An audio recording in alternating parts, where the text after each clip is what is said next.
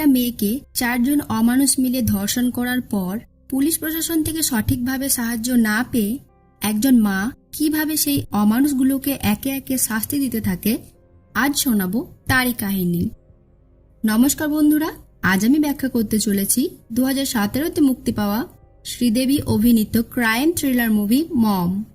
তো চলুন বন্ধুরা জেনে নিই এক মা কিভাবে ওই ধর্ষণকারীদের শাস্তি দিয়েছিল। তো মুভির শুরুতেই আমরা দেখতে পাই আমাদের মুভির মুখ্য চরিত্র দেবকীকে, যিনি এখন বায়োলজি ক্লাস করাচ্ছেন এবং স্টুডেন্টদের মাসেল বিষয়ে পড়াচ্ছেন। কিন্তু স্টুডেন্টদের সকাল সকাল বায়োলজি ক্লাসে তেমন কোনো ইন্টারেস্ট নেই। এরই মধ্যে আমরা মোহিত নামক একটি ছেলেকে দেখতে পাই, যে আরিয়া নামে এই মেয়েটিকে খারাপভাবে দেখছিল। এবং তখনই আরিয়ার ফোনে একটি মেসেজ আসে, আর মেসেজটা চেক করে দেখে যে মোহিত তাকে একটি খারাপ ভিডিও পাঠিয়েছে। আরিয়া তখন তার বেস্ট ফ্রেন্ড স্বপ্নাকে দেখায় যে মোহিত কি পাঠিয়েছে, আর সেটা দেখা মাত্রই স্বপ্না জোরে ছি বলে ওঠে। এবং তখনই দেবকী তাদের কাছে এসে জিজ্ঞাসা করে যে তোমাদের কি সমস্যা, আর দেবকী বলে তোমরা দুজনে এক্ষুনি ক্লাস থেকে বাইরে বেরিয়ে যাও। আর ঠিক সেই মুহূর্তেই স্বপ্না বলে ওঠে, ম্যাম আমাদের কোনো দোষ নেই, দেখুন মোহিত আরিয়ার ফোনে কি পাঠিয়েছে। আর ফোন দেখে দেবকী বলে ক্লাসে ফোন অ্যালাউ নেই, তোমরা জানো না। তারপর ভিডিওটি দেখে দেবকী মোহিতের কাছে যায় এবং মোহিতের ফোনটি চায়, কিন্তু মোহিত সরি বলতেই থাকে। তারপরও দেবকী মোহিতের থেকে ফোনটি নিয়ে নেয় আর জানালা দিয়ে বাইরে ফেলে দেয় এবং মোহিতকে বলে তোমার প্যারেন্টসকে বলবে যেন আমার সাথে দেখা করে। এখন পুরো ক্লাসের সামনে মোহিতের খুব অপমান হয়, তাই মোহিতের মনে মনে খুব রাগ হতে থাকে।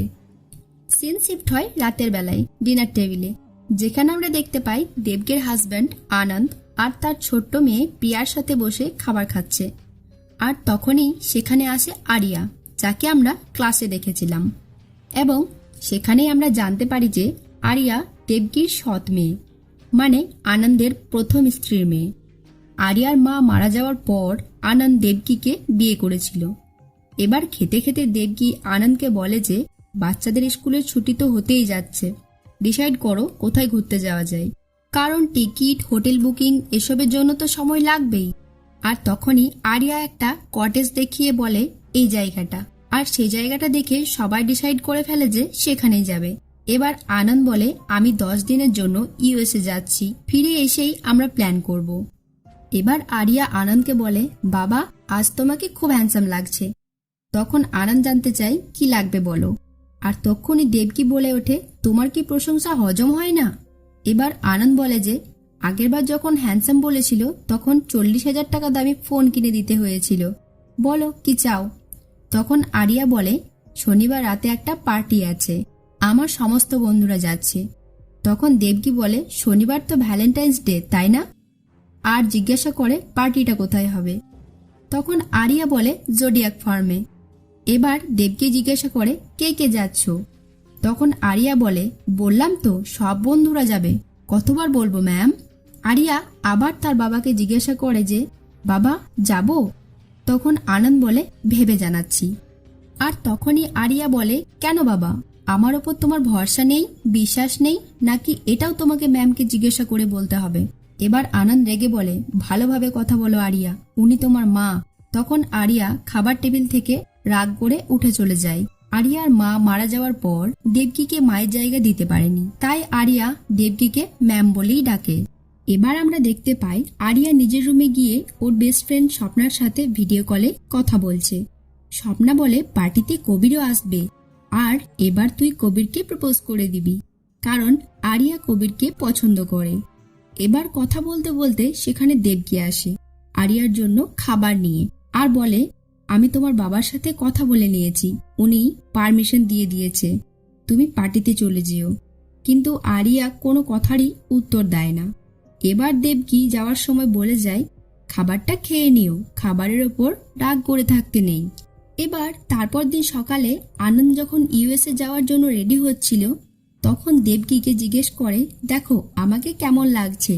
তখন দেবকী বলে আরিয়া ঠিকই বলছিল, তোমাকে সত্যিই হ্যান্ডসাম লাগছে। তখন আনন্দ দেবকীকে মজা করে কাছে টেনে নিয়ে বলে তোমার কি লাগবে, আর বলে যে আমি জানি তুমি সব সামলে নিতে পারো, আমি আরিয়াকে বোঝাবো তোমার সাথে এরকম ব্যবহার যাতে না করে। কিন্তু দেবকী বলে ও তোমাকে কারোর সাথে ভাগ করে নিতে চায় না, ও আমাদের নয়, আমাদের ওকে বুঝতে হবে। এইবার আনন্দ যখনই বেরোতে যাবে তখনই সেখানে আরিয়া আসে আর বলে, বাবা কালকে রাতে তোমাকে আর ম্যামকে হার্ট করেছি, তার জন্য সরি। আনন্দ তখন বলে, উনি তোমার মা, ওনাকে এরকম শব্দে কথা বলো না, উনি না থাকলে তোমাকে বড় করতে পারতাম না, আর ওর কাছে তুমি আর প্রিয়া দুজনেই সমান। কিন্তু আরিয়া বলে, তুমি আমার মাকে ভুলে গেছো, কিন্তু আমি আমার মায়ের জায়গা কাউকে দিতে পারবো না। মায়ের জীবনে মেয়ে আসে, কিন্তু মেয়ের জীবনে কখনো মা আসে না। এই বলে আরিয়া তার বাবাকে ধরে খুব কাঁদতে থাকে। এবার আনন্দ সবার সাথে কথা শেষ করে বেরিয়ে পড়ে ইউএসএ যাওয়ার উদ্দেশ্যে। এরপর একদিন আমরা দেখতে পাই দুইজন ট্রান্সজেন্ডার দেবকীদের বাড়ি আসে, কারণ একসময় ওই দুজন দেবকীর পুরনো স্টুডেন্ট ছিল। তারা এখন নিজেদের বিজনেস শুরু করেছে, প্রতিষ্ঠিত হয়েছে। ওই জন্যই তারা দেবকীকে সম্মান জানানোর জন্য মিষ্টি মুখ করাতে এসেছে। দুজনের মধ্যে একজন আরিয়াকে দেখে জিজ্ঞাসা করে, এটাই কি আপনার বড় মেয়ে যার কথা আপনি বলেন? দেবকী বলে, হ্যাঁ। আর আরিয়া সেই সময়ই তাদের এই কথাটি লক্ষ্য করে ফেলে এবং তারা যখন চলে যায় আর দেবকী আরিয়াকে মিষ্টি খাওয়াতে আসে, তখন আরিয়া বলে, আপনি আমার ব্যাপারে ওনাদেরকে কি বলেছেন? দেবকী বলে, কিছুই না। আরিয়া বলে, দেখুন, আপনার সোশ্যাল সার্ভিসে আমার কোনো সমস্যা নেই, কিন্তু কাউকে আমার সম্বন্ধে কিছু বলবেন না। আর আপনি কি ওনাদেরকে বলেননি আমি আপনার নিজের মেয়ে না? এসব কথা শুনে দেবকী সেখান থেকে মন খারাপ করে চলে যায়। এরপর সন্ধ্যাবেলায় আমরা দেখতে পাই আরিয়া পার্টিতে যাওয়ার জন্য খুব সুন্দরভাবে রেডি হচ্ছে। আর যেহেতু পার্টিতে কবির থাকবে, ওই জন্যই আরিয়া আজ একটু স্পেশাল সেজেছে। আর ওইদিকে আরিয়ার দুই বেস্ট ফ্রেন্ড মানে স্বপ্না আর ঋষি আরিয়াকে ওদের বাড়িতে নিতে এসছে। আর তখনই দেবকী ওদেরকে বলে দেয় যে বেশি রাত না করতে। তারপরে আরিয়া বাইরে এসে ওদের সঙ্গে পার্টিতে চলে যায়। আর সেদিন যেহেতু ভ্যালেন্টাইন্স ডে ছিল, তাই পার্টিটা একটু স্পেশালি ছিল। এদিকে আরিয়া তার বন্ধুদের সাথে খুব এনজয় করছিল। আর তখনই আমরা দেখতে পাই পার্টিতে মোহিতও রয়েছে। আর মোহিত আরিয়াকে দেখেই খুব খুশি হয়ে যায়। আর মোহিতের কাজিন মানে চার্লসকে বলে, ভাই আমি বলেছিলাম না যে আমি একটা মেয়েকে পছন্দ করি? তখন চার্লস মজা করে বলে যে যেই মেয়েটার মা তোর ফোন ভেঙে দিয়েছিল। মোহিত বলে, হ্যাঁ হ্যাঁ সেই। মোহিত তখন আরিয়াকে দেখিয়ে বলে, ওই যে সেই মেয়েটা। আর চার্লস মোহিতকে বলে, তাহলে তুমি এখানে বসে কি করছো? যাও এনজয় করো। এদিকে মোহিত যখন আরিয়াকে ডান্সের জন্য রিকোয়েস্ট করছিল, তখনই আরিয়া বিরক্ত হয়ে মোহিতকে ধাক্কা দিয়ে দূরে সরিয়ে দেয়। আর মোহিত সেখান থেকে অপমানিত হয়ে ফিরে আসে। আর এদিকে আমরা দেখতে পাই আরও একজন মেইন ভিলেনের এন্ট্রি মানে চার্লসের বন্ধু জগন এসেছে। এবার ঋষির বাড়ি থেকে ফোন আসলে ঋষি বলে, আমি একটু বাড়ি থেকে আসছি, এসে তোমাদের নিয়ে যাব। আর এদিকে মোহিত চার্লসকে এসে বলতে থাকে, এত নাটক কেন করছে, কি অসুবিধা ওর? তখন চার্লস মোহিতকে জিজ্ঞাসা করে, তোর লাগবে কি? মোহিত বলে, কি করতে পারবে তুমি? তখনই চার্লস একটা ড্রিঙ্কসের মধ্যে ড্রাগস মিশিয়ে আরিয়ার কাছে যেতে থাকে আর বলে, ওয়াটস অ্যান্ড লার্ন ব্রো। কিন্তু আরিয়া চার্লসকে চেনে না বলে তার কাছ থেকে ড্রিঙ্কস নিতে চায় না। ঠিক তখনই সেখানে স্বপ্না এসে সেই ড্রিঙ্কসটা পান করে নেয়। আর এটা দেখে চার্লস প্রচণ্ড রেগে মেগে আবার ফিরে আসে। আর চার্লসকে ফিরে আসতে দেখে মোহিতরা খুব মজা নিচ্ছিল। তাতে চার্লস আরও রেগে যায়। আর তখনই চার্লস জগনকে ইশারায় কিছু বোঝায়। এবার স্বপ্না আরিয়ার হাতে একটা লাল গোলাপ দিয়ে বলে যে, যা আজ কবিরকে প্রপোজ করে দে। এবার যখনই আরিয়া কবিরকে প্রপোজ করতে যাবে, দেখে যে স্বাতী সেখানে এসে কবিরকে প্রপোজ করে দিয়েছে। আর এটা দেখে আরিয়া মন খারাপ করে ফিরে আসে আর স্বপ্নাকে বলে, চল বাড়ি যাই। কিন্তু স্বপ্না বলে, আমার প্রচণ্ড মাথা ঘোরাচ্ছে। তাই আরিয়া স্বপ্নাকে সেখানে বসিয়ে দিয়ে বাইরে চলে আসে ক্যাব বুক করার জন্য। আর তখনই দেবকী ফোন করে আরিয়াকে জিজ্ঞেস করে যে তোমরা কখন বাড়ি ফিরছো? আরিয়া বলে, আমরা 40 থেকে 45 মিনিটের মধ্যে বাড়ি আসছি। ঠিক সেই সময় পেছন থেকে জগন এসে আরিয়ার মুখ চেপে ধরে, আর চার্লস ধরতে গেলে আরিয়া তাকে লাথি মেরে ফেলে দেয়। জগন তখন বাবুরামকে ডাকে। সে ছিল এখানকার সিকিউরিটি গার্ড, কিন্তু তাদেরই দলের লোক। এবার সবাই মিলে আরিয়াকে জোর করে গাড়ির মধ্যে চাপিয়ে নিয়ে যেতে থাকে, আর মোহিত চিৎকার করে বলতে থাকে, ডাক তোর মাকে। তারপর ওই চারজন অমানুষ মিলে আরিয়াকে ভোগ করার ঘণ্টাখানেক পর গাড়ি একটা শুনশান রাস্তায় এসে দাঁড় করায়, আর আরিয়াকে গাড়ি থেকে বের করে লাথি মেরে পাশের একটা নর্দমায় ফেলে দেয়। আর এদিকে অনেকক্ষণ হয়ে গেছে, আরিয়া বাড়ি না ফেরায় দেবকী খুব চিন্তিত হয়ে পড়ে। তাই দেবকী তার ছোট বোন ইন্দুকে বাড়িতে রেখে আরিয়াকে খুঁজতে পার্টিতে চলে আসে। আর এখানেই আমরা আবারও মোহিত আর চার্লসকে পার্টিতে দেখতে পাই। এবার দেবকী স্বাতীদের কাছে এসে জিজ্ঞাসা করে যে আরিয়া কোথায়, কিন্তু তারা জানায় একটু আগেই এখানে ছিল, কিন্তু এখন কোথা বলতে পারবে না। এবার দেবকী থানায় গিয়ে পুলিশকে সব জানায়। তার মেয়েকে 3 ঘন্টা থেকে খুঁজে পাওয়া যাচ্ছে না। তখন একজন লেডি কনস্টেবল বলে যে আজ তো ভ্যালেন্টাইন্স ডে, হয়তো আপনার মেয়ে বয়ফ্রেন্ডের সাথে ঘুরতে বেরিয়েছে। কিন্তু দেবকী বলে যে দেখুন, আমার মেয়ে একদম ওইরকম না। সে আমাকে বলেছিল যে সে 40 থেকে 45 মিনিটের মধ্যে বাড়ি ফিরছে।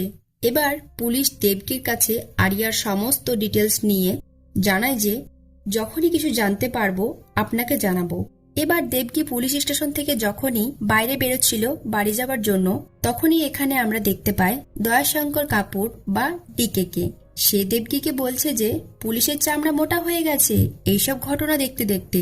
আর তখনই ডিকে তার ভিজিটিং কার্ডটি দেবকীর হাতে দিয়ে বলে যে আমি একজন ডিটেকটিভ, আপনার যদি কোনো দরকার হয় তাহলে বলবেন।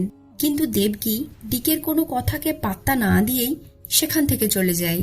তারপর দিন সকালবেলায় একটা লোক মর্নিং ওয়াক করতে যাওয়ার সময় আরিয়ার বডিটি নর্দমায় দেখতে পায় এবং তাকে হসপিটালে অ্যাডমিট করে। সিন চলে যায় হসপিটালে, যেখানে আমরা দেখতে পাই দেবকী আরিয়ার কাছে এসে আরিয়ার এই অবস্থা দেখে প্রচণ্ড কান্নায় ভেঙে পড়ে। এবার ডক্টর দেবকীকে জানায় যে আরিয়ার ইন্টারনাল ইনজুরি খুবই সিরিয়াস, ও এখনো একটা শকের মধ্যে রয়েছে, আমাদের অনেকগুলো সার্জারি করতে হতে পারে। আর ইন্টারনাল ব্লিডিং হওয়ার কারণে আরিয়া কোনোরকম খাবার খেতে পাচ্ছে না।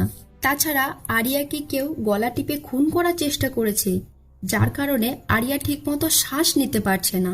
ডক্টর আরও জানায় আরিয়া গণধর্ষণের শিকার হয়েছে। আর এই কথা শুনে দেবকী প্রচন্ড কষ্ট পায় আর কোনো মতেই তার কান্না থামাতে পারছে না। আর এদিকে খবরটি মিডিয়া পর্যন্ত পৌঁছে যায়। তারপর ক্রাইম ব্রাঞ্চ থেকে ইন্সপেক্টর ম্যাথ ফ্রান্সিসকে এই তদন্তের ভার দেওয়া হয়। আর ফ্রান্সিস তদন্ত করার জন্য প্রথমেই হসপিটালে চলে যায় দেবকীর কাছে, আর সমস্ত ঘটনা জানতে পারে। আর বলে যখনই আপনার মেয়ের জ্ঞান ফিরবে তারও স্টেটমেন্ট নিতে হবে আমাদের। আমরা দেখতে পাই তারপর দিন আরিয়ার জ্ঞান ফিরে আসে, কিন্তু আরিয়ার ইন্টারনাল ইনজুরি খুব গভীর হওয়ায় সে উঠে বসতে পারছে না আর কথাও বলতে পারছে না, শুধুমাত্র ইশারায় সবকিছু বোঝায়। এদিকে আনন্দ আরিয়ার এই ঘটনা শুনে ইউএসএ থেকে ইন্ডিয়ায় চলে আসে আর এসেই হসপিটালে চলে যায়। আনন্দকে দেখে আরিয়া প্রচন্ড কাঁদতে থাকে। তখন দেবকী জিজ্ঞেস করে, বলো তোমার এই অবস্থা কে করেছে? একমাত্র তুমিই পারো তাদের শাস্তি দিতে। তখন আরিয়া বলে যে জানো ওরা কি বলছিল? ওরা বলছিল এবার ডাক তোর মাকে। আর এদিকে ইন্সপেক্টর ফ্রান্সিস যখন আরিয়ার বেস্ট ফ্রেন্ড স্বপ্নাকে জিজ্ঞাসাবাদ করছিল, ঠিক সেই সময়ই খবর আসে যে আরিয়া স্টেটমেন্ট দিয়ে দিয়েছে। এবার আরিয়ার স্টেটমেন্ট অনুযায়ী ফ্রান্সিসরা প্রথমেই চলে যায় সেই ক্লাবে মোহিত আর চার্লসকে গ্রেপ্তার করার জন্য। আর বাবুরামের বাড়ি থেকে গ্রেপ্তার করে। বাবুরামকে টর্চার করায় বাবুরাম জগনের ঠিকানাও বলে দেয়। আর শেষে জগনও অ্যারেস্ট হয়। এদিকে আমরা ডিকের ফ্যামিলিকে দেখতে পাই যে সে তার ফ্যামিলির সাথে বসে নিউজ দেখছে। আর ডিকের ওয়াইফ বলে ওঠে এই দেশে কিচ্ছু বদলাবে না। কিন্তু তখনই ডিকের মেয়ে বলে যে কেন বদলাবে না মা, মানুষকে তো এগিয়ে আসতে হবে। ডিকের স্ত্রী বলে আচ্ছা ঠিক আছে, কিন্তু তুই টিউশন থেকে তাড়াতাড়ি ফিরবি, দেখছিস তো কিসব ঘটছে। তারপরে সিন চলে যায় কোর্টে। আরিয়ার স্টেটমেন্টের ভিডিও দেখার পর শুরু হয় কোর্টের বিচার ব্যবস্থা। আমরা দেখতে পাই আরিয়ার পক্ষে লয়ার প্রথমেই ওই 4 জন ধর্ষণকারীর ডিএনএ টেস্ট করাতে বলে। সেই সঙ্গে আরিয়ারও ব্লাড স্যাম্পল নেওয়া হয়। তখনই আরিয়ার ডক্টর জানায় যে আরিয়া মোটামুটি সুস্থ তাই আরিয়া যা বলছে সব সত্যিই বলছে। তারপর আরিয়ার ব্লাড টেস্টের রিপোর্ট অনুযায়ী জানা যায় যে আরিয়ার ব্লাডে সেদিন রাতে অ্যালকোহল ছিল, তাই আরিয়ার স্টেটমেন্ট গ্রহণ করা যাবে না। তারপরে আমরা দেখি ওই রাতে মোহিতদের সাথে থাকা ক্লাবের একজন স্টেটমেন্ট দেয় যে মোহিত সারা রাত সেখানেই ছিল, আর তার ফোনের লোকেশনও তাই বলছে। এবার আরিয়ার পক্ষের লয়ার ট্রাফিকের সিসিটিভি ফুটেজ দেখায়, যেখানে দেখা যায় যে সেই রাতে চার্লসের গাড়িটি বাইরে গেছিল, কিন্তু গাড়িটিকে আগে থেকেই পুরো ওয়াশ করে নেওয়ায় গাড়িটির মধ্যে কোনো এভিডেন্স পাওয়া যায় না। আর জগন বলে যে সেদিন রাতে আমি আমার গার্লফ্রেন্ডকে নিয়ে চার্লসের কারে করে বাইরে ঘুরতে গেছিলাম, আর জগনের ফোন লোকেশনও তাই বলছে। তারপর ঋষিকে জিজ্ঞাসা করলে ঋষি বলে, আমি যখন বাড়ি গেছিলাম তখন মোহিত আরিয়ার সাথে খারাপ ব্যবহার করছিল, কিন্তু যখন ফিরে আসি তখন আর আরিয়ার ফোন লাগছিল না, আর স্বপ্না অসুস্থ থাকায় ওকে নিয়ে বাড়ি পৌঁছে দেওয়াই ঠিক মনে করেছিলাম। তারপরে দেবকীকেও উইটনেস বক্সে ডাকা হয় আর জিজ্ঞাসা করা হয়, যখন আপনি পার্টিতে গিয়েছিলেন গেটের দরজা খুলেছিল বাবুরাম? দেবকী বলে, হ্যাঁ। মোহিত আর চার্লসও তো সেখানে ছিল, তাই না? দেবকী বলে, হ্যাঁ, কিন্তু আমার মেয়ে তার 2 ঘন্টা আগে থেকে নিখোঁজ ছিল। এসবের মধ্যেই আরিয়া হসপিটাল থেকে ডিসচার্জ পেয়ে যায়। তারপরে আমরা দেখতে পাই এখানে মোহিত স্টেটমেন্ট দিচ্ছে যে আমি তো নিজেই আরিয়াকে পছন্দ করতাম, আমি ওইসব কেন করব, কিন্তু আমি যদি জানতে পারতাম যে কে করেছে তাকে আমি ছেড়ে কথা বলতাম না। আর ক্লাসরুমে ওই ঘটনা ঘটার পর আমার নামটা করা তো স্বাভাবিক। তারপরে ডক্টর জানায় যে আরিয়ার দেহে কোনো ডিএনএ ট্রেস করা যায়নি, কারণ আরিয়া ঘটনার 3 দিন পর স্টেটমেন্ট দিয়েছিল, আর হিউম্যান বডিতে 72 ঘন্টা পর সিমেন্ট ডিস্ট্রয় হয়ে যায়। আর সঠিক তথ্য প্রমাণ না পাওয়ায় কোর্ট মোহিত সহ 4 জনকে ডিসচার্জ করে দেয়। কিন্তু আনন্দ এসব কিছু সহ্য করতে না পেরে প্রচন্ড রাগের চোটে কোর্টের জাজের সামনেই জগনকে জোরে একটা ঘুষি মারে, আর সেজন্যই আনন্দকে অ্যারেস্ট করা হয়। আর এদিকে আমরা দেখতে পাই যে ডিকে সবকিছু দেখছিল। তারপরেই আনন্দকে দেবকী যখন বেল করিয়ে নিয়ে আসছিল তখন ইন্সপেক্টর ফ্রান্সিস বলে যে সরি ম্যাডাম, আমরা কিছুই করতে পারলাম না। এর উত্তরে দেবকী বলে যে আপনি কি করবেন, এই দেশে রেপ করা যেতে পারে, কিন্তু রেপিস্টকে চড় মারা তো বেআইনি, তাই আমার পুলিশের প্রতি আর কোনো ভরসা নেই। আর এদিকে যখন আনন্দ আর দেবকী বাড়ি ফিরছিল তখন দেবকীর ছোট বোন ইন্দু ফোন করে জানায় যে আরিয়া ওই 4 জনের মুক্তির নিউজটা দেখে অনেকক্ষণ থেকে দরজা খুলছে না। তারপর ওরা বাড়ি ফিরে অনেকক্ষণ ধরে আরিয়াকে দরজা খোলার জন্য বলতে থাকে, কিন্তু কোনো উত্তর না পাওয়ায় আনন্দ দরজা ভেঙে ভেতরে ঢুকে আর দেখে আরিয়া হাতে একটা ছুরি নিয়ে বসে আছে। আর আরিয়া দেবকীকে দেখা মাত্রই প্রচন্ড জোরে চিৎকার করতে থাকে, কারণ আরিয়া মনে করে যে তারই অবস্থার জন্য দেবকীই দায়ী। এই দৃশ্য দেখে প্রচন্ড কষ্ট পেয়ে দেবকী কাঁদতে কাঁদতে ছাদে চলে আসে। এরপর আরিয়া ঘুমিয়ে পড়লে আনন্দ দেবকীর কাছে এসে বলে যে আমাদের হেরে গেলে চলবে না, আমরা হাইকোর্টে অ্যাপিল করব, ওদের ফাঁসি হবেই। তখন দেবকী বলে, শাস্তি তো আমার মেয়ে পাচ্ছে। ওই ঘটনার পর থেকে আমি ভেবেছিলাম আমার আর আরিয়ার মধ্যে সমস্ত কিছু একদিন না একদিন ঠিক হয়ে যাবে, কিন্তু এখন তো সব শেষ হয়ে গেছে, কিচ্ছু ঠিক হবে না। এই বলে দেবকী কাঁদতে থাকে। তারপর দিন সকালে আনন্দ আরিয়ার কাছে এসে বলে, তুমি কোথায় যেন ঘুরতে যেতে চাইছিলে, চলো আমরা যাই। তখন আরিয়া ঘাড় নেড়ে বলে যে না, সে যাবে না।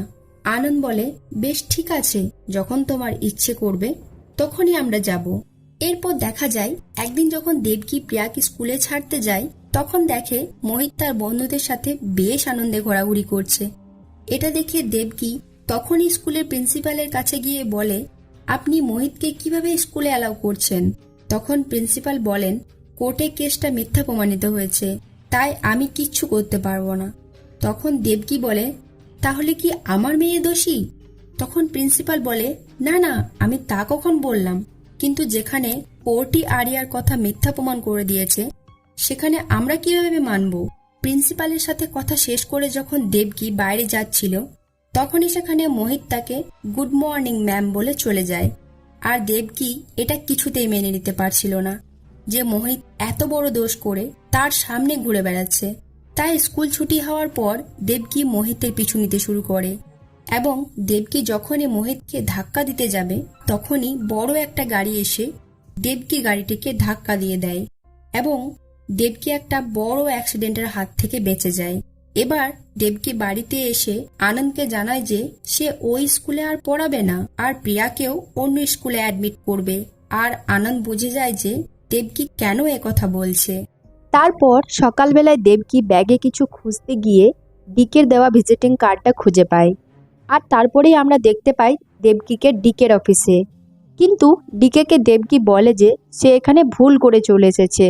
কিন্তু ডিকে বলে, আপনার হাতে ভিজিটিং কার্ড রয়েছে আর আপনি বলছেন ভুল করে চলে এসেছি। আসুন, ভেতরে আসুন, আমি আপনার কেস সম্বন্ধে সব কিছুই জানি। ডিকে বলে যে ওর ভুল না, অনেক বড় পাপ করেছে। আর বলে, আমি জানি আপনার মধ্যে কি হচ্ছে। তখন দেবকী বলে যে আমার কি হচ্ছে সেটা কেউ জানে না। কিন্তু তখন ডিকে বলে যে আমি এত ভালো জাসুস নই যে কারোর মনের কথা জেনে যাব, কিন্তু একজন বাবা তো নিশ্চয়ই। আর তখনই নিজের মেয়ের ফটোটা বার করে দেখায় এবং বলে, আপনার মেয়ের বয়সী আমার মেয়ে, তাই ফিল করতে পারছি আপনার মধ্যে কি চলছে। এবার দেবকী বলে যে আমার ওই 4 জনের সমস্ত ইনফরমেশন চাই। আর তখনই ডিকে বলে যে পেয়ে যাবেন, কিন্তু মনে রাখবেন আজকের পর আমি আপনাকে চিনি না আর আপনি আমাকে চেনেন না। এবার দেখা যায় ডিকে প্রথম দিনই কাজে লেগে যায় এবং দেবকীর সাথে মেট্রো স্টেশনে দেখা করে বাবুরামের সমস্ত ডিটেলস দেবকীকে জানিয়ে দেয়। ডিকে জানায় বাবুরামের বুধবারে ছুটি থাকে, তাই সেদিন ও একটি মদের দোকানে গিয়ে দোকান বন্ধ হওয়ার আগে পর্যন্ত ড্রিঙ্ক করতে থাকে। আর ডিকে সেই মদের দোকানটির ঠিকানাটি দেবকীকে দিয়ে চলে যায় আর বলে, ভগবানের ওপর ভরসা রাখুন, ভগবান সব ঠিক করে দেবেন। তখনই দেবকী বলে ওঠে, ভগবান সব জায়গাতে থাকে না ডিকে মশাই। তখন ডিকে বলে, জানি, তার জন্যই তো ভগবান মা বানিয়েছেন। এরপর আমরা দেখতে পাই দেবকী তার ওই 2 ট্রান্সজেন্ডার স্টুডেন্টদের কাছে গিয়ে হেল্প চায়। এইবার বুধবার রাতে বাবুরামকে মদের দোকানে দেখা যায়, প্রচণ্ড পরিমাণে মদ খেয়ে মাতলামো করছে। আর ঠিক তখনই একজন ট্রান্সজেন্ডার বাবুরামকে ইশারায় ডাকতে থাকে। বাবুরাম অটোতে আসা মাত্রই বাবুরামের মুখ থেকে কোথায় যেন নিয়ে চলে যায়। এরপর সিন চলে যায় একদিন সকালে। সেখানে আমরা দেখতে পাই যে বাবুরাম একটা নর্দমায় পড়ে রয়েছে। বাবুরামের জ্ঞান ফিরতেই সে নিজের বাড়ি ফিরে যায় এবং বাড়ি ফিরে তার ওয়াইফ তাকে জিজ্ঞাসা করে, 3 দিন ধরে তুমি কোথায় ছিলে? তার মানে আমরা বুঝতে পারি এর মধ্যে 3টে দিন পার হয়ে গেছে। তখনও বাবুরামের নেশার ঘোর কাটেনি।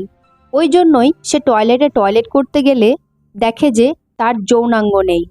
আর সেটা দেখেই সে প্রচণ্ড রাগে আয়নায় ঘুষি মারে আর সাবানে পা পিছলে গিয়ে কলে মাথায় ধাক্কা লেগে বাথরুমেই পড়ে যায় এবং সেখানেই মারা যায়। এবার আমরা দেখতে পাই প্রিয়া এবং আরিয়া দুজনে বসে টিভি দেখছে। আর তখনই বাবুরামের নিউজটা সামনে আসে এবং আরিয়া বাবুরামের মৃত্যু নিউজটি দেখে। আর এটা দেবকী রান্নাঘর থেকে শুনতে পায়। এবার আরিয়ার মন কিছুটা শান্ত হয় এবং জানালার পর্দা সরিয়ে অনেক দিন পর বাইরে রোদ দেখে। কিন্তু আরিয়া জানতেই পারল না যে এই সব কিছুর বদলা তারই সৎমা নিচ্ছেন। আর এদিকে থানায় ফ্রান্সিস বলে যে এটা বদলা নেওয়া হয়েছে, কিন্তু তার অ্যাসিস্ট্যান্ট আনোয়ার বলে যে না না স্যার, ওনারা তো খুবই ইনোসেন্ট, ওনারা এরকম কাজ করতেই পারেন না। কিন্তু ফ্রান্সিসের আনন্দের ওপর সন্দেহ হয়। আর তখনই সে আনন্দের অফিসে গিয়ে জিজ্ঞাসাবাদ করতে থাকে। কিন্তু আনন্দ নিজেও কিছু বুঝতে পারছিল না যে এইভাবে কি করে বাবুরাম মারা গেল। ফ্রান্সিস যখন আনন্দের অফিস থেকে বেরিয়ে যাচ্ছিল তখন তার অ্যাসিস্ট্যান্ট আনোয়ারকে বলে যে আনন্দের ওপর নজর রাখতে। এবার সিন চলে যায় একটা আর্ট গ্যালারিতে, যেখানে দেবকী এবং ডিকেকে দেখা যায় এবং ডিকে দেবকীকে একটি পেন ড্রাইভ দেয়, যেটার মধ্যে চার্লস এবং মোহিতের সমস্ত ডকুমেন্টস আছে। ডিকে আরও বলে যে সিসিটিভি ডিসেবল করার প্রসেসটি হোয়াটসঅ্যাপ করে দিয়েছি। এবার দেবকী ঘরে গিয়ে পেনড্রাইভটি লাগিয়ে ডিকের দেওয়া সমস্ত তথ্য দেখতে থাকে। এখান থেকে জানা যায় যে চার্লসের বাবা মা নেই, তাই চার্লস একাই নিজের বাড়িতেই থাকে আর একটা নাইট ক্লাবের পার্টনার। ও আসলে প্রত্যেক শনিবার রাতে ওই ক্লাবে পার্টি করতে যায় আর শনিবার রাতেই চার্লসের বাড়ির কাজের লোক ছুটিতে বাড়ি যায় এবং রবিবার সকালেই আবার ফিরে আসে। আরও বলে যে চার্লসের কাজিন মোহিতের বাবা মা দুজনেই পাইলট, তাই তারা দুজনেই বাইরে থাকে। ওই জন্যই মোহিত চার্লসের সাথে বেশি সময় কাটায় এবং একে অপরের বাড়ির চাবি একে অপরের কাছে থাকে। চার্লস আবার খুব ফিটনেস প্রেমী, তাই চার্লস সমস্ত রকম প্রোটিন শেক থেকে শুরু করে সাপ্লিমেন্ট সে নেয়। আর দেবকী যখন তাদের ইনফরমেশনগুলো দেখছিল তখন অ্যাপেল খাচ্ছিল, আর অ্যাপেল খেতে খেতে অ্যাপেল সিড দেবকীর মুখে লাগে, আর দেবকীর মাথায় তক্ষুনি একটা প্ল্যান আসে। তারপর আমরা দেখতে পাই শনিবার সকালে দেবকী অনেকগুলো অ্যাপেল এনে তার থেকে সিডগুলোকে আলাদা করে নিচ্ছে এবং রাতের বেলায় গ্রসারি কেনার নাম করে বাইরে বেরিয়ে যায়। আর তখনই আমরা আনোয়ারকে দেখতে পাই যে সে এখনো পর্যন্ত আনন্দের ওপর নজর রাখছে। আর যেহেতু আনোয়ার আনন্দের ওপর নজর রাখছিল, তাই দেবকী বের হওয়ায় তার সেটা নজরে আসে না। আর এখন দেবকী চলে আসে চার্লসের বাড়িতে, সাথে করে একজন চাবি মেকারকেও নিয়ে আসে আর বলে যে চাবি বাড়ির ভেতরেই ভুলে রেখে এসেছি। আর কিছুক্ষণের মধ্যেই লোকটা একটা ডুপ্লিকেট চাবি বানিয়ে দরজা খুলে দেয় এবং দেবকী এমনভাবে ঘরের মধ্যে ঢোকে যাতে করে কোনো ফিঙ্গারপ্রিন্টই না পড়ে। এবার দেবকী দুই হাতে হ্যান্ড গ্লাভস পরে নিয়ে চার্লসের প্রোটিন শেকের মধ্যে অ্যাপেল সিডের গুঁড়ো মিশিয়ে রেখে দেয়। তারপর দিন সকালে জিম করার পর চার্লস যখন সেই প্রোটিন শেকটি পান করে তখনই অসুস্থ হয়ে পড়ে এবং তার কাজের লোকটি এটা দেখে তাকে তাড়াতাড়ি হসপিটালে নিয়ে যায়। এবার মোহিত খবর পেলে মোহিতও তাড়াতাড়ি হসপিটালের উদ্দেশ্যে বেরিয়ে যায়। আর এদিকে আমরা দেখতে পাই যে দেবকী একটা আপেল ভর্তি ব্যাগ নিয়ে মোহিতের বাড়ির সামনে দাঁড়িয়ে আছে। এবার দেবকী চার্লসের বাড়ি থেকে মোহিতের অ্যাপার্টমেন্টের চাবি নিয়ে এসেছিল, সেটা দিয়েই মোহিতের রুমের দরজা খুলে ভেতরে ঢুকে যায়। আর এদিকে আমরা জানতে পারি যে বিষক্রিয়ার জন্য চার্লস প্যারালাইজড হয়ে গেছে, আর চার্লসের মুখ থেকে অ্যাপেল সিড থেকে তৈরি সাইনাইড পাওয়া গেছে, যা একটা মানুষকে মারার জন্য 1.5 গ্রামই যথেষ্ট। এদিকে আমরা দেখতে পাই ডিকে হসপিটালে পেশেন্ট সেজে বসে বসে দেবকীকে সমস্ত খবরের আপডেট দিচ্ছে। ডিকে দেবকীকে সিগন্যাল দেওয়া মাত্রই দেবকী মোহিতের রুমের ফায়ার অ্যালার্ম বাজিয়ে সেখান থেকে বেরিয়ে যায়। সাথে সাথে মোহিতের কাছে খবর চলে যায়, তাই ইন্সপেক্টর ফ্রান্সিস মোহিতকে নিয়ে তার অ্যাপার্টমেন্টে চলে যায় তল্লাশি করার জন্যে। আর প্রথমে বাথরুমের ভেতর ফ্রান্সিস নেশার জিনিস পায়। এবার যখনই একজন পুলিশ কিচেনে গিয়ে ডাস্টবিন চেক করতে থাকে তখন দেখে যে পুরো ডাস্টবিন ভর্তি কাটা আপেল, আর কোনো আপেলের মধ্যেই সিড নেই। দেবকী এখানে এমনভাবে অ্যাপেলের সিডগুলোকে বের করে মিক্সার গ্রাইন্ডারে গুঁড়ো করেছে আর সাইনাইড তৈরি করেছে, দেখে মনে হচ্ছে এই সমস্ত কিছুই মোহিত করেছে। এবার মোহিতের ল্যাপটপ চেক করে দেখা যায় যে ল্যাপটপের সাইনাইড কিভাবে বানানো হয় তার রেসিপি সার্চ করা হয়েছে এবং ল্যাপটপের টাইম চেঞ্জ করে দিয়েছে, মানে টাইমটা আগের দিন রাতে করে রাখা হয়েছে। এবার ফ্রান্সিস চার্লসকে অ্যাটেম্প টু মার্ডার কেসে মোহিতকে গ্রেপ্তার করে, কিন্তু এখানে আমরা দেখতে পাই যে দেবকী একটা বড় ভুল করে ফেলেছে। সে তার চশমাটি এখানে ভুলে রেখে গেছে আর সেটি ফ্রান্সিস দেখে ফেলে। এবার রাতের বেলায় যখন সবাই ঘুমিয়ে পড়ে তখন দেবকী আরিয়ার কান্নার শব্দ শুনে আরিয়ার রুমে যায় এবং দেখে আরিয়া বাথরুমের ভেতর শাওয়ারের নিচে বসে ভিজছে আর নিজের শরীরটাকে আঁচড়াচ্ছে। এইটা দেখে দেবকী বুঝতে পারে যে আরিয়া কতটা কষ্টের মধ্যে রয়েছে, আর বাইরে দাঁড়িয়ে দেবকীও কাঁদতে থাকে। আমরা পরের দিন সকালে দেখতে পাই দেবকী হসপিটালে এসেছে চার্লসকে দেখতে, আর দেবকী তার ব্যাগ থেকে বেশ খানিকগুলো আপেলের টুকরো চার্লসের সামনে রাখে আর চার্লসকে বলতে থাকে, সেদিনে আমার মেয়ের সাথে যা যা হয়েছিল সেটা এখন প্রতি রাতেই হয়, আর আজকের পর তুমিও ওই রাতের কথা ভুলতে পারবে না। দেবকী আরও বলে, কি বলে চিৎকার করছিলে তোমরা? ডাক তোর মাকে, দেখো চলে এসেছে ওর মা। আর এত কথা বলার মধ্যেই যখন চার্লস উত্তেজিত হয়ে পড়ছিল তখনই দেবকী সেখান থেকে চলে যায়। এরপর আরিয়া যখন বাড়িতে একদিন বসেছিল তখন স্বপ্না আরিয়ার হোয়াটসঅ্যাপে একটা লিঙ্ক পাঠায়, আর সেই মেসেজটা আরিয়া খুলে দেখে যে মোহিত চার্লসকে বিষ দিয়ে হত্যা করার চেষ্টা করেছে, তাই চার্লস প্যারালাইজড হয়ে হসপিটালে পড়ে আছে আর মোহিত আছে জেলে। এইটা দেখেই আরিয়া খুব খুশি হয়। এখন ওপর থেকে আরিয়া দেখে তার বাবা অফিসে যাচ্ছে। তখনই আরিয়া আনন্দকে মেসেজ পাঠায় যে বাবা, আজ তোমাকে খুব হ্যান্ডসাম লাগছে। তখনই আনন্দ ওপরে তাকিয়ে দেখে আরিয়া জানালায় দাঁড়িয়ে আছে আর আনন্দ আরিয়াকে জিজ্ঞেস করে যা লাগবে বলো। আরিয়া তখন সেই কটেজটির ফটো পাঠায় আর আনন্দ খুশি হয়ে বলে আমি এক্ষুনি বুক করছি। তারপর আমরা দেবকীকে দেখতে পাই প্রিয়াকে স্কুলে ছাড়তে এসেছে আর সেখানেই ফ্রান্সিস দেবকীর সাথে দেখা করার জন্য দাঁড়িয়েছিল। দেবকী ফ্রান্সিসকে দেখা মাত্রই জিজ্ঞেস করে কি দরকার। তখন ফ্রান্সিস বলে আরিয়ার ফরেন্সিক ডকুমেন্টগুলো ডিসপোজ করার জন্য আপনার সাইন দরকার। এবার দেবকী যখনই সাইন করার জন্য তার ব্যাগের মধ্যে চশমাটা খুঁজছিল তখনই ফ্রান্সিস তাকে চশমাটা দেখিয়ে বলে আপনি কি এটা খুঁজছেন? কিন্তু দেবকী চালাকির সাথে ঠিক ওই রকমই একটা চশমা আগে থেকেই নিজের কাছে বানিয়ে রেখেছে। সেটা বের করে পড়তে পড়তে সে ফ্রান্সিসকে বলে আপনিও কি সেম চশমা ব্যবহার করেন? ফ্রান্সিস দেবকীকে বলতে থাকে চতুর্থ যে আছে জগন, সে কিন্তু প্রচণ্ড খতরনাক ও ক্রিমিনাল মাইন্ডের। তখন দেবকী বলে আপনি এসব কথা আমাকে কেন বলছেন? তখন ফ্রান্সিস বলে ওই তো একমাত্র বেঁচে আছে তাই না? আর তখনই দেবকী বলে আমাকে যেতে হবে। আর এই কথা শুনে ফ্রান্সিস বলে ঠিক আছে আজকে যান, কিন্তু যেদিন সঠিক প্রমাণ পাবো সেদিন আপনাকে আমার সাথে নিয়ে যাব। এবার আমরা দেবকীকে দেখতে পাই নিজের বাড়ি ফিরে এসেছে এবং সেখানে আনন্দ দেবকীকে এসে বলছে যে চার্লস যে কোনো সময় মারা যেতে পারে আর মোহিতের শাস্তি হবেই। এখন দেবকী জিজ্ঞাসা করে এই খবরটা কি আরিয়া জানে? আর আনন্দ তখনই বলে যে তা আমি জানি না, কিন্তু আরিয়া আজ সকালে আমাকে বলেছে যে সে ভ্যাকেশনে যেতে চায়। আর এটা শুনে দেবকীও খুব খুশি হয়। এবার আনন্দ সেখান থেকে যেতে চাইলে দেবকী বলে যে আমি তোমাকে কিছু বলতে চাই। আর তারই মধ্যে আনন্দ দেবকীর কথাটা শেষ করতে না দিয়ে বলে বসে তুমি আরিয়াকে নিয়ে বলতে চাইছো তো? আনন্দ বলে দেখো সবকিছুই ঠিক হচ্ছে আর এটা হচ্ছে আমাদেরও একটা নতুন শুরুয়াত। এই বলে আনন্দ সেখান থেকে চলে যায়। এখন সিন চলে যায় একটা পুরনো কেল্লায়, যেখানে আমরা দেখতে পাই দেবকী ডিটেকটিভ ডিকের সাথে দেখা করতে এসেছে।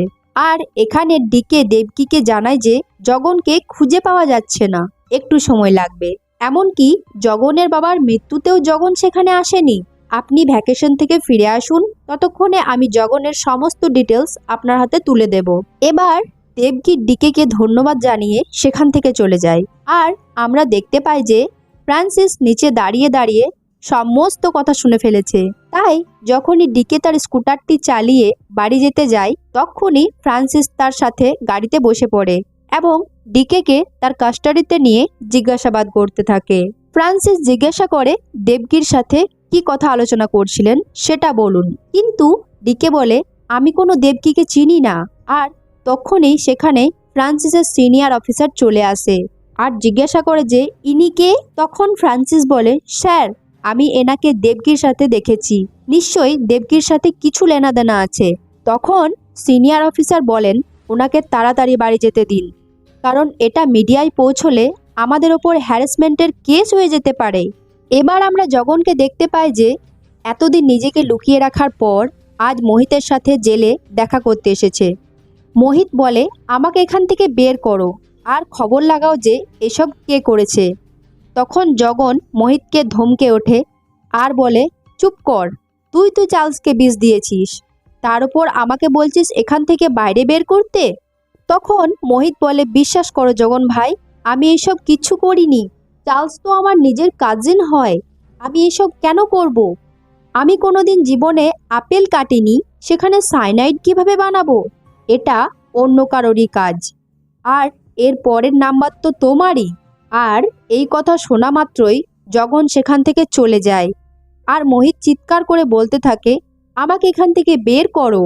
এবার আমরা দেখি জগন হসপিটালে চার্লসের সাথে দেখা করতে গেছে আর চার্লসকে জিজ্ঞেস করছে এসব কে করেছে, তার একটু হিন্ট আমাকে দাও। কিন্তু চার্লস প্যারালাইজ থাকায় কোনো কিছুই সঠিকভাবে বলতে পারছিল না। শেষে কোনো মতে মম বলায় জগন বুঝে যায় যে এইসব কিছু আরিয়ার মা দেবকীর কাজ, আর এর মধ্যেই চার্লসও মারা যায়। তারপর হসপিটাল থেকে বেরিয়ে জগন দেবকীদের বাড়ি যায়, কিন্তু দেবকীদের বাড়িতে ওয়াচম্যানের কাছ থেকে জানতে পারে যে তারা ভ্যাকেশনে গেছে। তাই সে নিজেকে আনন্দের ফ্রেন্ড বলে পরিচয় দিয়ে সেখান থেকে বেরিয়ে যায়। আর এদিকে ডিকেও জগনের সমস্ত গতিবিধির ওপর নজর রাখছিল, আর সেটা জগন বুঝতে পেরে যায়। তারপর দিন সকালে যখন ডিকে নিজের অফিসে গিয়ে দেবকীকে জগনের ব্যাপারে সমস্ত কিছু ফোনে বলছিল, ঠিক সেই সময়ই জগন ডিকের অফিসে চলে আসে আর এসে জিজ্ঞেস করে যে তোরা কি প্ল্যান করেছিস বল। আর ডিকে কোনো কিছু না বলায় জগন ডিকেকে মারধর করতে থাকে আর তার ফোনটি নিয়ে দেবকীকে আবারও ফোন করে, কিন্তু এবার দেবকীদের কটেজের ওয়াচম্যান ফোনটা ধরে আর বলে তারা এখন ঘুরতে গেছে। এর থেকে জগন দেবকীদের অ্যাড্রেসও পেয়ে যায়। এবার ডিকে বলে যখন জেনেই গেছিস তখন সারেন্ডার করে দে। তখন জগন বলে ওঠে আমি ওইসব পুরুষের মধ্যে না যে মেয়েদের কাছে নিজেকে সারেন্ডার করব। তখন ডিকে বলে তুই পুরুষই না, পুরুষ হলে একটা মেয়েকে রেপ করতে পারতিস না। আর এইসবের মাঝেই জগন ডিকেকে শ্যুট করে দেয় এবং ডিকে সেখানেই মারা যায়। এবার ডিকের মৃত্যুর ইনভেস্টিগেশন করতে আসার সময় ইন্সপেক্টর ফ্রান্সিস দেখে যে ডিকের কোনো ফটোতেই চশমা নেই, অথচ ডিকে সবসময় চশমা পরে থাকতো। তাই সে চশমাটি ভালো করে চেক করে এবং সেখান থেকে একটা ক্যামেরা আর মেমোরি কার্ড পায়, যেখানে ডিকের সাথে দেবকীর সমস্ত প্ল্যান রেকর্ড হয়েছে। আর সেই সাথে যখন ডিকেকে খুন করেছে সে ভিডিওটাও দেখতে পায়। এখন সিন চলে যায় কটেজে। এখানে আমরা দেখতে পাই সারাদিন ঘোরাঘুরি করার পর আনন্দ পরিবারকে নিয়ে টায়ার্ড হয়ে কটেজে ফিরছে, আর সেই সময়ই কটেজের পাওয়ার কাট হয়ে যায়। আনন্দ কটেজের ওয়াচম্যানকে ডাকতে থাকে, কিন্তু সে না আসায় আনন্দ নিজেই যখন নিচে গিয়ে দেখে তখন দেখতে পায় কারেন্টের তার কাটা আর ওয়াচম্যানের দেহটা রক্তাক্ত অবস্থায় নিচে পড়ে রয়েছে।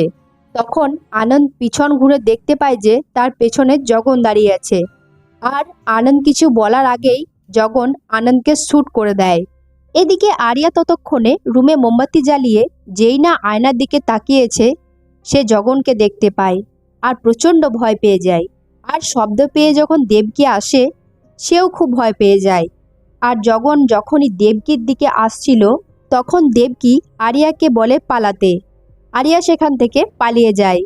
আর এদিকে জগন দেবকীকে মারধর করতে শুরু করে আর একটা পলিথিন দিয়ে দেবকীকে শ্বাসরোধ করে মারার চেষ্টা করে। তারপর জগন আরিয়ার পিছু নিতে শুরু করে। তখন দেবকীর হঠাৎ করে জ্ঞান ফিরে আসে আর সেও জগনের পিছু পিছু যায়। তখনই জগন একটা বড় কাঠের টুকরো নিয়ে দেবকীর মাথায় আঘাত করে, তাতে দেবকী পড়ে যায়। এবার জগন দেবকীকে গান পয়েন্টে রেখে শ্যুট করতে যায়, ঠিক তখনই পেছন থেকে ফ্রান্সিস এসে জগনের হাতে শ্যুট করে দেয় এবং জগন আর ফ্রান্সিসের মধ্যে শুরু হয় ফাইট। একটা সময় পর দেবকী আর ফ্রান্সিস দুজনেই জগনকে গান পয়েন্টে রাখে। তখন ফ্রান্সিস বলে দেবকী তুমি শ্যুট করো না, আইন নিজের হাতে নিও না, ওর বিরুদ্ধে আমাদের কাছে প্রমাণ আছে, ওর শাস্তি হবেই। তাই দেবকী গানটি ফেলে দেয় এবং বলে আপনারা কিছুই করতে পারবেন না। আর ঠিক তখনই ফ্রান্সিস নিজের গানটি দেবকীর হাতে দিয়ে বলে মারতে হলে সঠিক গান দিয়ে মারো। তখন জগন বলে আপনি এসব কি করছেন, এটা আইনের বিরুদ্ধে। জানেন ও বাবুরামকে খুন করেছে, চার্লসকে পয়জন দিয়ে খুন করেছে, মোহিতকে ফাঁসিয়েছে। আর এইসব কিছু তখন আরিয়া গাছের আড়াল থেকে শুনছিল আর ভাবছিল যে তার সৎ মা এতদিন ধরে তার জন্য কি কি করেছে। তাই সে নিজের ভুল বুঝতে পেরে দেবকীকে মা বলে ডেকে ওঠে। আর তখনই দেবকী জগনকে শ্যুট করে দেয় আর গানে যতগুলো বুলেট ছিল সব শেষ করে দেয় এবং জগন সেখানেই মারা যায়।